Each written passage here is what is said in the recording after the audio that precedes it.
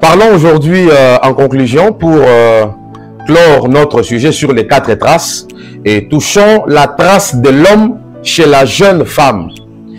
Nous devons nous poser de prime abord la question de savoir qui est cet homme qui laisse la trace chez la jeune femme et qui est la jeune femme et c'est quoi également la trace que l'homme va laisser auprès de la jeune femme. Et pour répondre à cette question, nous allons lire le livre de Genèse chapitre 38, le verset 18, où la Bible est en train de nous parler d'un fait réel qui s'est passé entre Juda et Tamar. Donc, Tamar a eu plusieurs maris qui étaient des enfants de Juda. Entre autres, il y avait Er, il y avait Onan, il y avait Shelah. Mais tous les 3 fils de Juda furent incapables de donner une progéniture à Tamar. Aucun d'eux n'avait reçu la capacité de pouvoir la féconder, de pouvoir l'ensemencer. Et cela était une frustration pour la part de Tamar. Voilà pourquoi, comme Tamar était une femme révélée, parce que la Bible déclare que celui qui a le fils a la vie.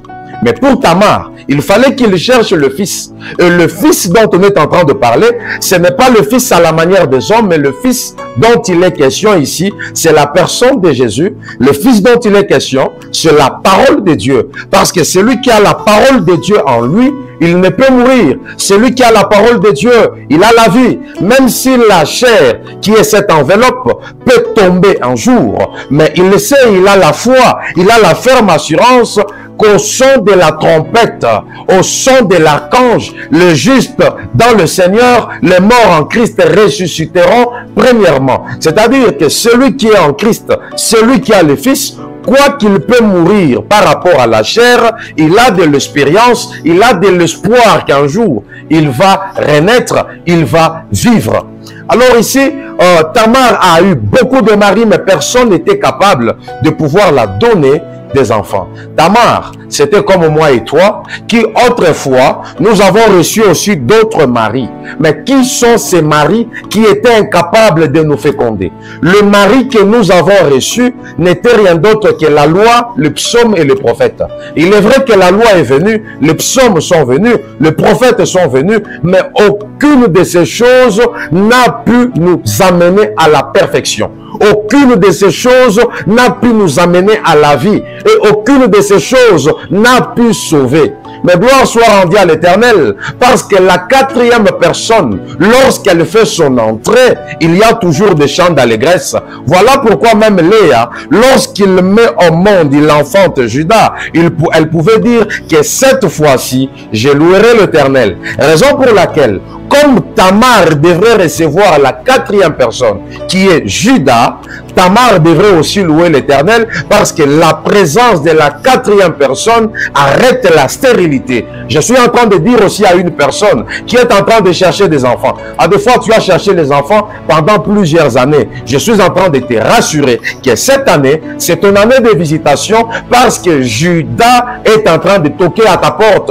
Ouvre seulement la porte à Judas, il laissera une empreinte vers toi et l'empreinte qu'il te donne, c'est un fils véritable, c'est un fils nouveau. Il te donne le fils qui est la parole de Dieu, mais même aussi en ce qui concerne la chair à la manière des hommes, il te donne aussi le fils que tu as cherché pendant plusieurs années parce que rien n'est impossible à Dieu.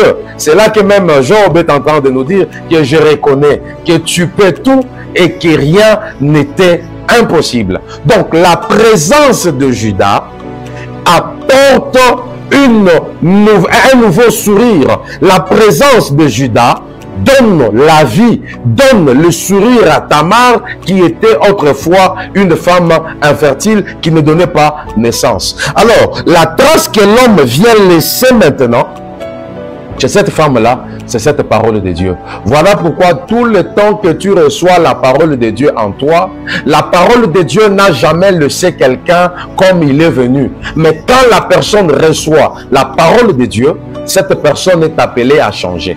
La trace de l'homme chez la femme, c'est la trace de Christ, Jésus-Christ, qui vient à nous pour changer nos vies, qui vient à nous pour changer, nous délivrer de nos mauvaises habitudes. Alors quelqu'un peut me poser la question, mais qui est alors cet homme qui va laisser la trace chez la jeune femme. Mais nous allons poser la question à Pilate et Hérode. Ils étaient tous là. Parce que ces jours-là, on a cherché l'homme. On a regardé parmi toute la foule des enfants d'Israël. Il n'y avait pas d'homme. Mais quand on a levé les yeux sur la personne de Jésus, Pilate, Hérode pouvait dire, voici l'homme. Donc le seul homme véritable, le seul homme par excellence qui a la capacité d'ensemencer la femme, qui a la capacité de laisser sa trace chez la femme, n'est rien d'autre que la personne de Jésus. Et nous, la femme, nous sommes l'Église, parce que l'Église est l'épouse du Christ. Voilà pourquoi la Bible déclare que de même manière que l'homme est le chef de la femme, c'est de la même manière que Christ, Jésus, qui est la tête du corps, il est aussi le chef de l'Église. Donc, quand Jésus vient à nous, sa mission première est de nous ensemencer, de nous donner sa parole, afin que nous gardions cette dernière. Quand nous gardons sa parole en nous, c'est sa trace-là qu'il laisse maintenant sur nous. Il est en train d'écrire une nouvelle lettre dans nos cœurs. Et la lettre que le Seigneur Dieu Tout-Puissant est en train d'écrire en nous, et que nous puissions être aussi comme lui. Et que nous puissions lui ressembler. Et que nous puissions être réellement des hommes créés à l'image de Dieu. Que nous marchons selon ses préceptes.